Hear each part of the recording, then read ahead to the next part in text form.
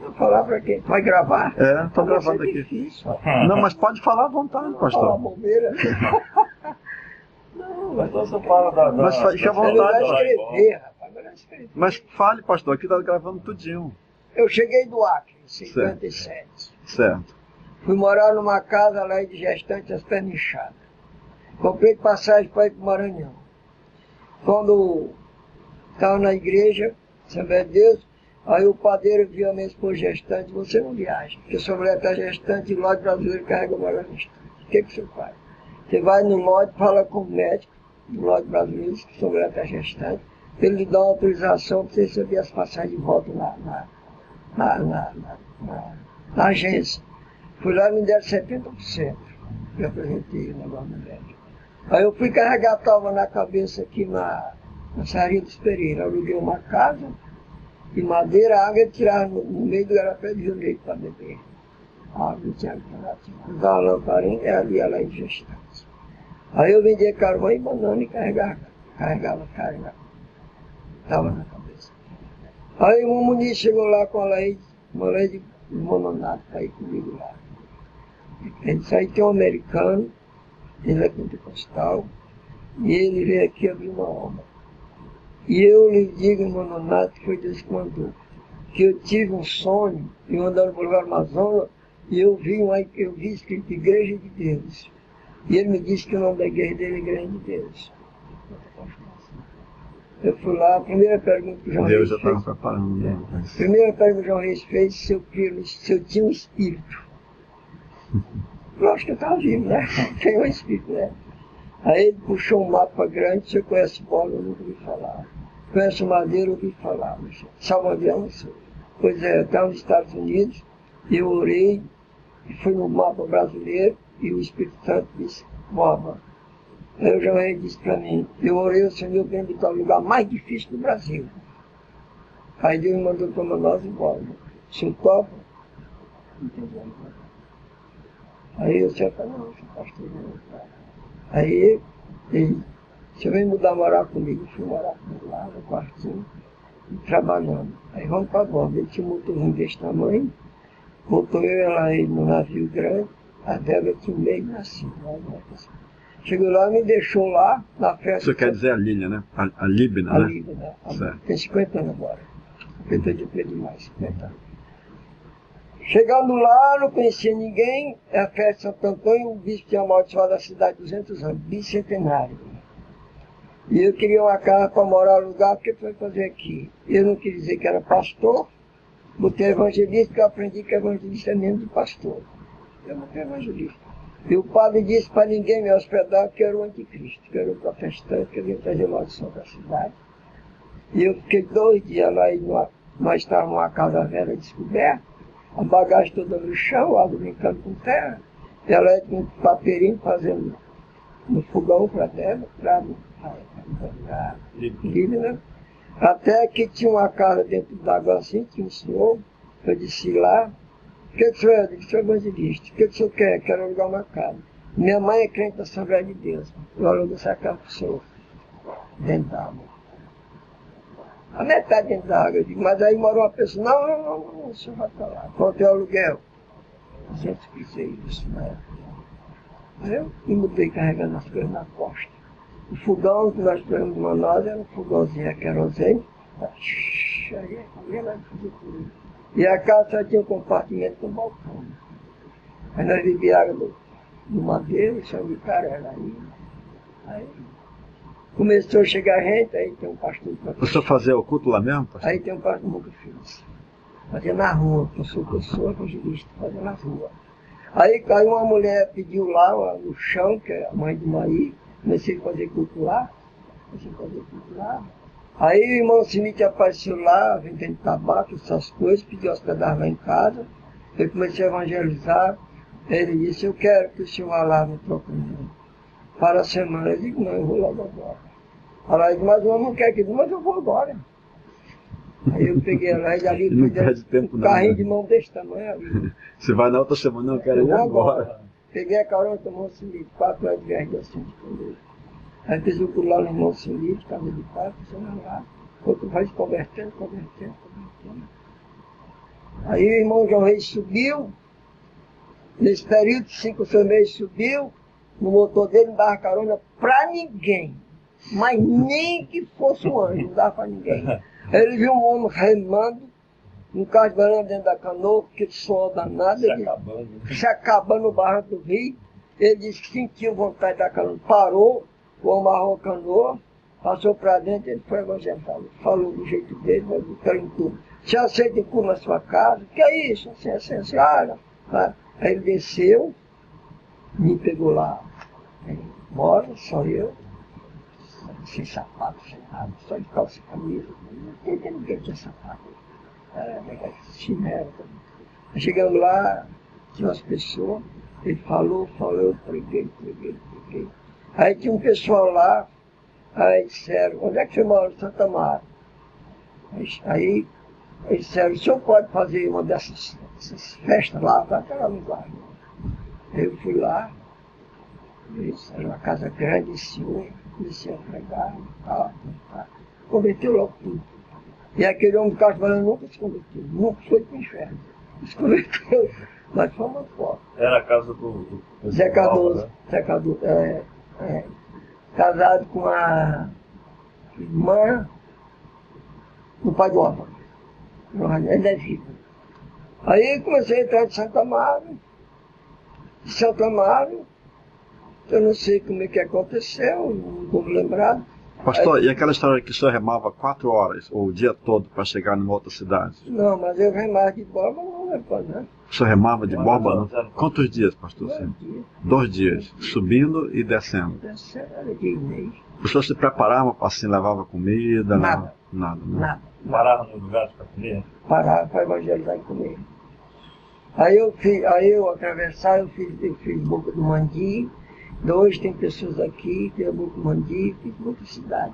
Aí eles convertendo de gente, aí remando comigo, né? Irmã Emória, irmã Suíte. Aí eu fazia aquela trajetória. Aí ficava sozinho com a árvore e a Bíblia. Sozinho. Às vezes passava com farinha, no cartão do lado. Sozinho, lamparina. E lá onde eu morava, na beira do rio, o pessoal guardava os remos, as mercadorias, amarrava as canoas. Aí eu criei amizade com aquele povo. Seu Leonardo, evangelizava e tal, seu Leonardo. Começou por aí. Aí nós trocamos, nasceu uma igreja.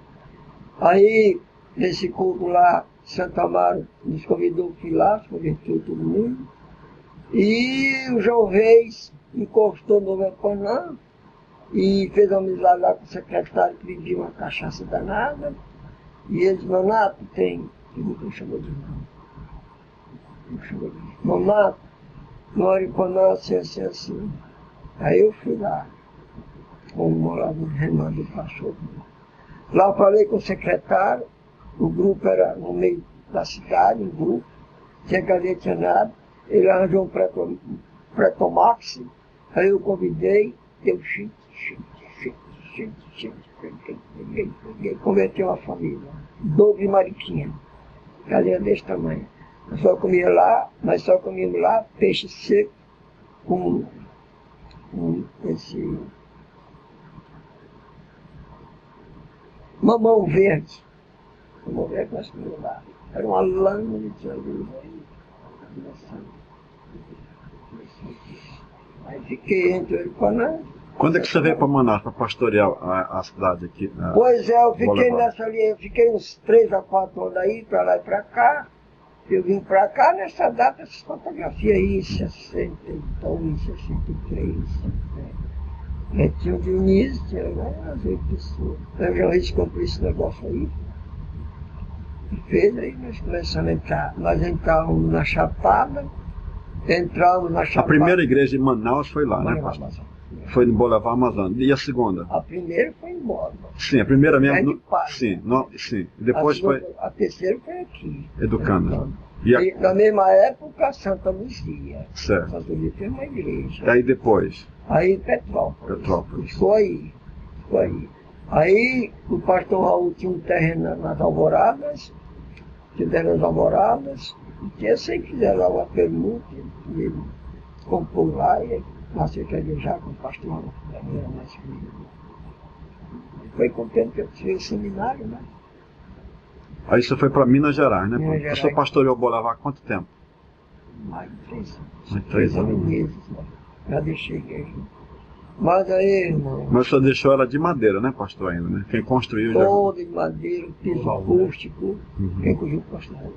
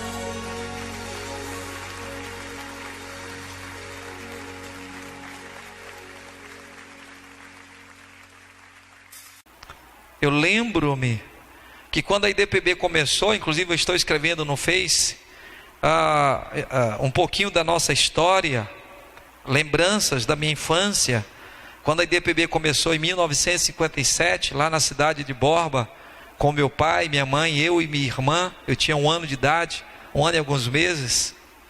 A IDPB começou lá no Madeira, em 1957. E eu me lembro que uma das marcas registradas da igreja, toda a igreja IDPB, tinha um banco na frente. E cada irmão que chegava para os cultos, antes de qualquer coisa, eles vinham diretamente no altar, se ajoelhavam naquele banco e passavam um período orando de joelhos. Todos os irmãos.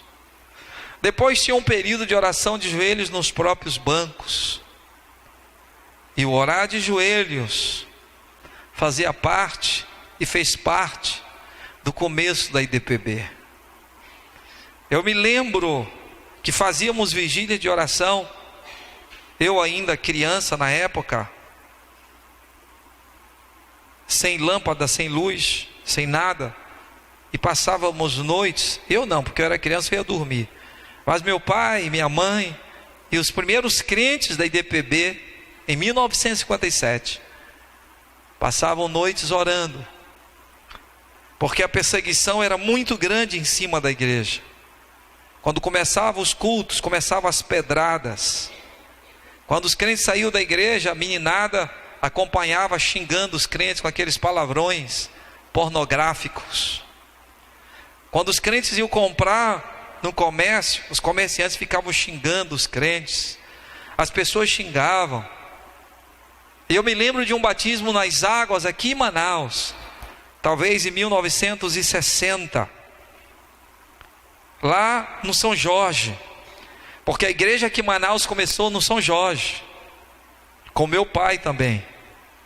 A IDPB que é hoje, toda essa IDPB hoje no Amazonas, começou com meu pai. Isso para mim é um privilégio, uma honra, saber que eu faço parte dessa história.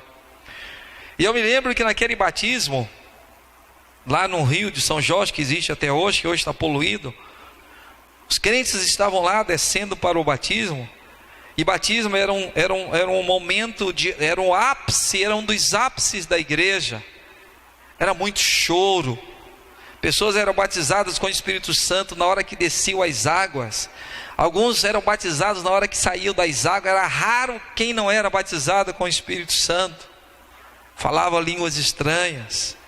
E num daqueles cultos, a gente estava lá embaixo, e tinha uma ponte, e de repente, um filho do diabo endemoninhado, com muito ódio da igreja, tão pequenininha, mas já estava gerando ódio, no império das trevas, ele começou a xingar lá de cima, e começou a jogar pedra, e disse que ia descer lá para matar aqueles crentes.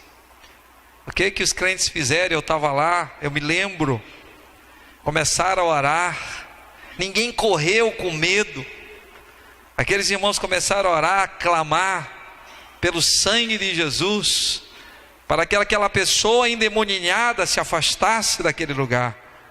E aquele homem endemoninhado não conseguiu sair daquele lugar. Ele esbravejava, xingava, mas ele não tinha ação depois das primeiras pedras, ele não teve ação para descer, e diz que ia esfaquear e que ia matar. A IDPB começou debaixo de muita oração. Essa igreja começou com pessoas orando, noites e noites. Meu pai passava noites e noites orando e fazendo muito jejum. E o resultado deste trabalho é essa igreja hoje enorme, com mais de 40 mil pessoas aqui no estado, que está crescendo muito, porque aquelas orações que foram derramadas no passado, elas frutificaram, elas regaram as sementes nasceram, e hoje vocês são frutos dessas sementes.